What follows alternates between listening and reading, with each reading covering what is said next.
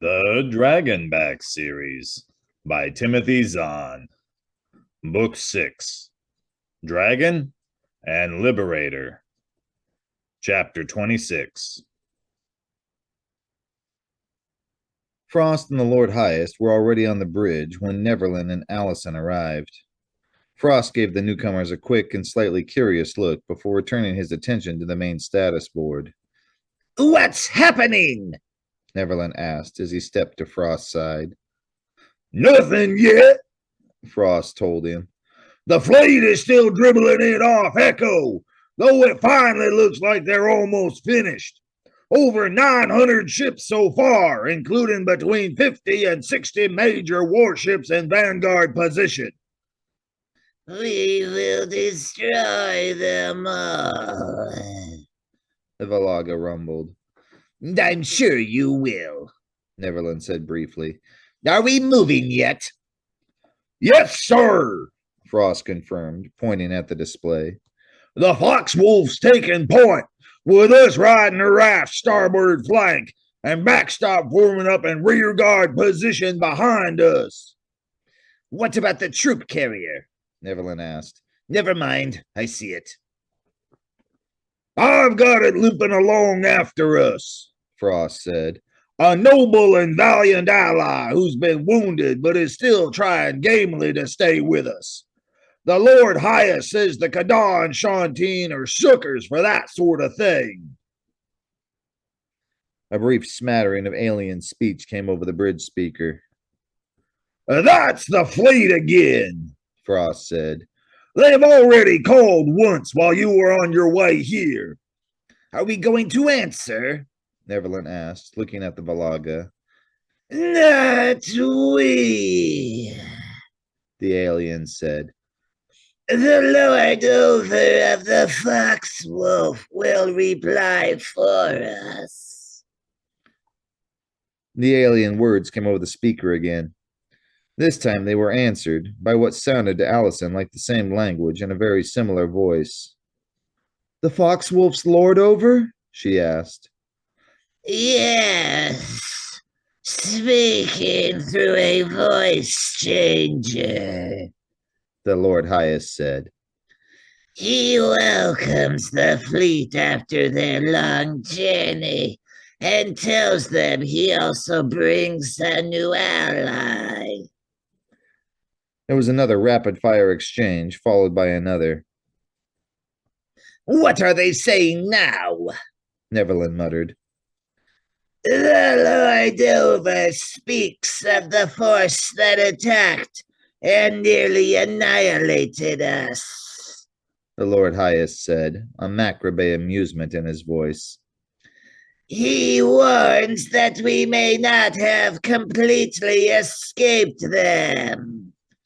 "Very well." Neverland took a deep breath. "Colonel, do it." Frost nodded and gestured to the caption. "Order backstop leader to pull forward 200 yards, he said. "Will that be enough?" Neverland asked. 200 yards won't look like much from the Hammerfall's distance." "It's more than enough," Frost assured him. "Especially with the troop carrier now falling back from us. A simple ranging post between us, the carrier, and the backstop ships will give them everything they need." "Hammerfall groups on the move," the captain reported. Another burst of alien speech came from the speaker, this time with a sense of urgency to it. "The Foxwolf's Lord Over has pretended to notice the pursuit," the Lord Highest translated. "He is calling on our friends in the refugee fleet for protection."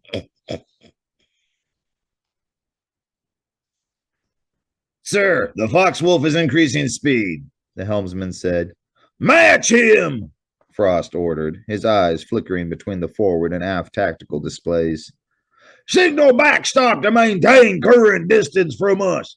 We don't want the Hammerfalls closing too fast." "The troop carrier is falling farther behind," the captain said. Signal them to maintain their current speed, Frost said. He turned a tight smile on Neverland and Allison. Our valiant ally unable to keep up. 6 of the refugee fleet warships are moving forward, the captain said, angling outward toward the Hammerfall groups. Other warships are moving to fill the gaps. They want to help, but they're still not sure about us, Frost said. The Foxwolves lord over will convince them, the Lord Highest said, a repulsive anticipation bubbling beneath his voice. Victory is ours, Neverland. Let's not count our profits too soon, Neverland warned. Even with the death on our side, there's still a battle to be fought before. He broke off as a small but brilliant flash appeared on the aft display. What was that? Allison asked, pointing to it. Some kind of explosion aboard the troop carrier, Frost said, frowning as he leaned closer to the display. There was another flash, then another, then 2 more in rapid succession. What in the name of? Neverland demanded. Abruptly, something seemed to fade into view beside the troop carrier. Something small and quick, firing its missiles into the carrier's small weapon pods and bridge. Allison caught her breath. Chameleon hole wrap, she murmured. Frost swore viciously. It's the SNA! He snarled. It's the blasted, burning SNA! It had been over 3 hours since the last communication with Langston and Harper, and Jack had heard nothing else from anyone. He tried to ask for details from the next Brumga who came to change his oxygen tank, hoping to find out what all that had been about. But his vac suit radio was still shut off, and he doubted the big alien had even noticed the prisoner's lips moving. And then, even as he and Dracos were trying to decide whether it was finally time for Dracos to go on the offensive, the troop carrier gave a lurch and began to move. Any ideas? Dracos asked. None whatsoever, buddy, Jack answered grimly, pressing his helmet against the bulkhead behind him and trying to decipher the hums and crinkles he could hear through the metal. Sounds like we're underway, but only at half speed. Maybe less. More maneuvers? Could be, Jack conceded. You getting anything? There was a brief sense of movement as Dracos leaned off his back and peered over the bulkhead. The preparation room is still deserted, Dracos reported. For a few minutes, they listened together in silence. The carrier had turned slightly to port side, Jack decided, and was now heading straight forward. If this was some sort of maneuver, it was a pretty simple-minded one. And then, the faint engine and maneuvering jet sounds were abruptly drowned out by a much louder thud. It was followed by another, then by a quick 1-2 pair. Those are missile impacts, Draco said suddenly. Someone is shooting at us.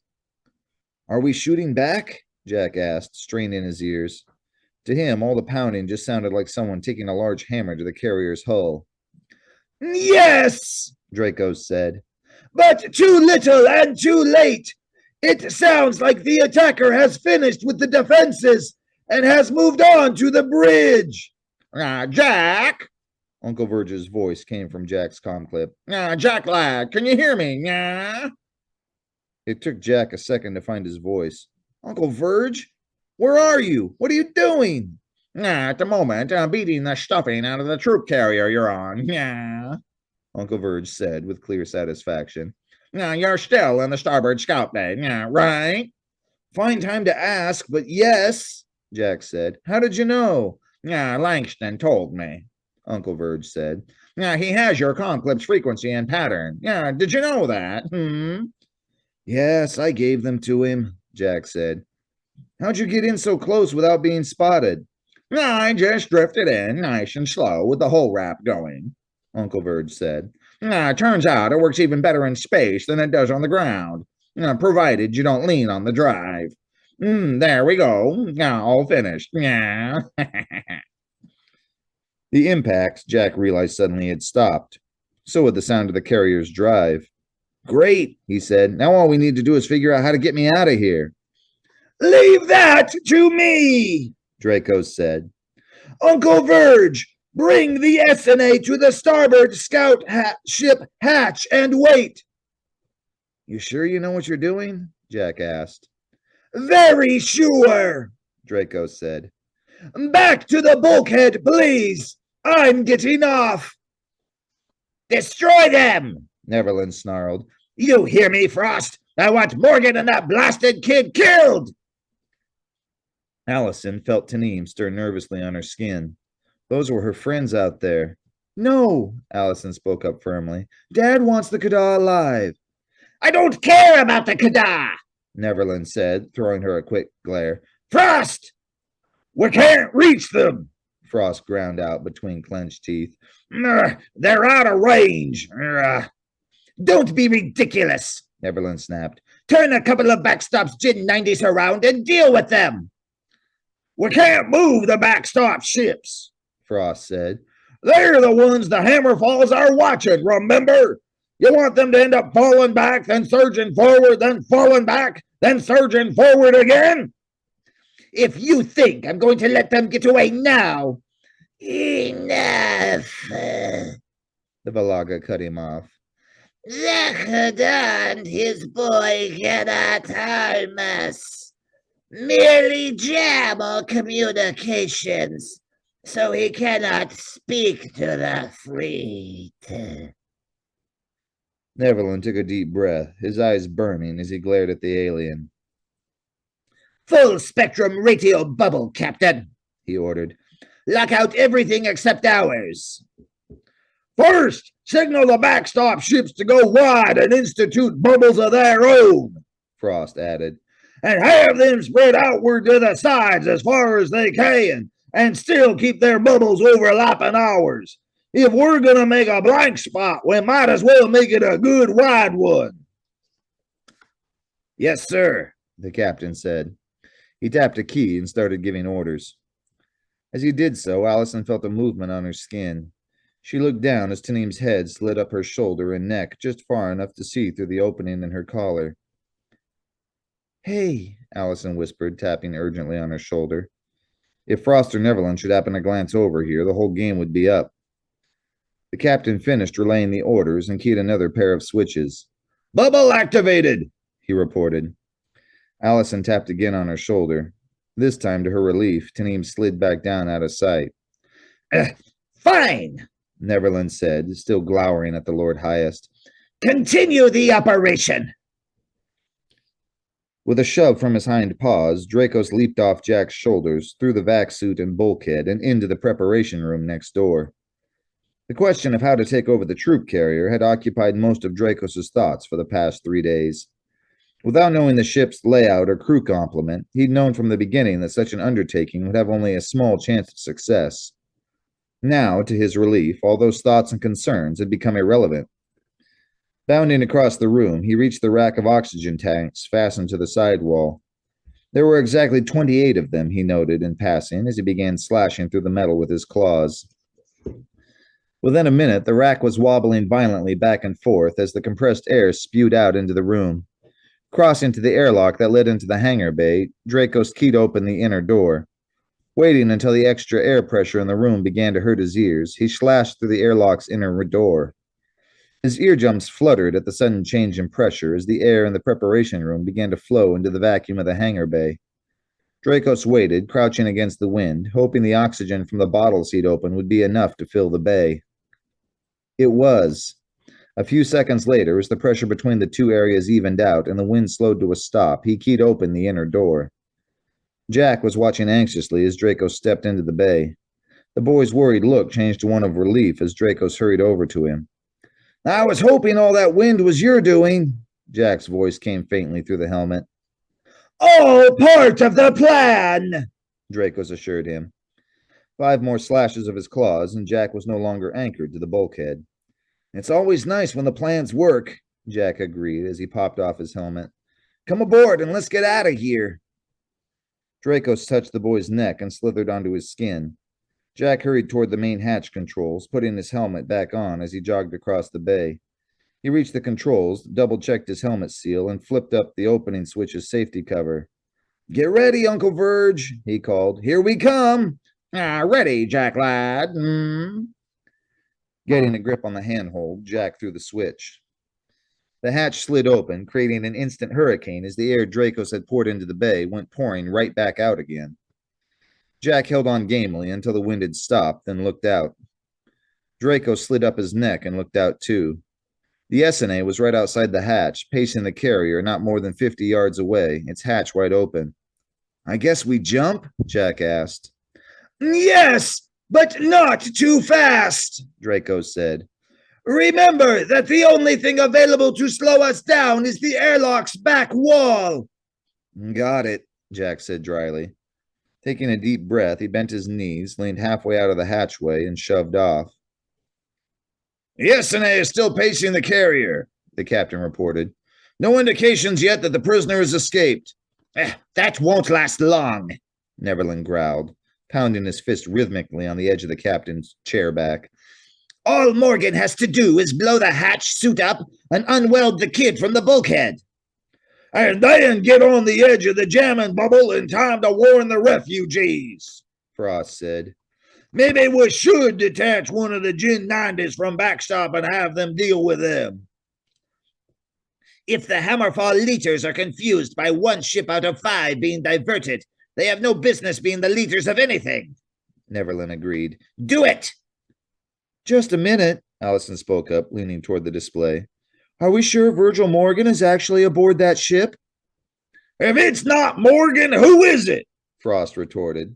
"Maybe no one," Allison said. This was one of Jack's deepest secrets, she knew, and she felt a little funny about revealing it without his permission. But she needed to buy him some time, and making his situation look more hopeless than it really was might do the trick. "I keep thinking about the fact that in all the time I flew with him, Jack never once called or met up with his uncle."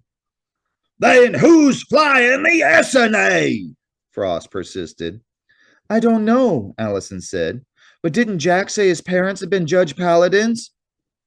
"I'll be cursed," Frost breathed, his anger and impatience suddenly gone. "I'll be double cursed. That's his parents' old ship. Morgan must have stolen it the same time he hooked up with the kid." Neverland barked a short laugh. Well, a Judge Paladin ship, eh? No wonder we haven't been able to find Virgil Morgan all these months." "Explain," the Valaga demanded. "We couldn't find him because he isn't aboard that ship," Neverland said. "Not anymore. He's dead or just gone. It doesn't really matter which." He pointed to the display. "What matters is that ship is being run by a very sophisticated computer." He smiled maliciously. "And a computer can't suit up and cut Jack free." "Which means Jack is still out of the picture," Frost said. "He'll stay chained to the bulkhead until all this is over and we can go back and get him." "Assuming he lives that long," Neverland said. "If his ship has managed to kill all the Brumgas, he and the Kadar will die as soon as their current air tank runs out." Neverland looked at Allison. "In which case, we'll try to keep one of the civilian refugee ships intact for your father," he added. "I'd appreciate that," Allison said, breathing a quiet sigh of relief. Finally, something she'd done has worked. "There! See!" the Lord Highest put in. "They have increased speed. The warships are coming to our aid. They will now be the first to die." "Patience, Lord Highest," Neverland said calmly. With Jack and Dracos off the threat list, his plan was back on track again.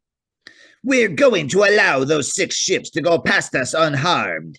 Perhaps we'll let the next batch through too, assuming the Lord Over of the Foxwolf is able to persuade them to send a second group.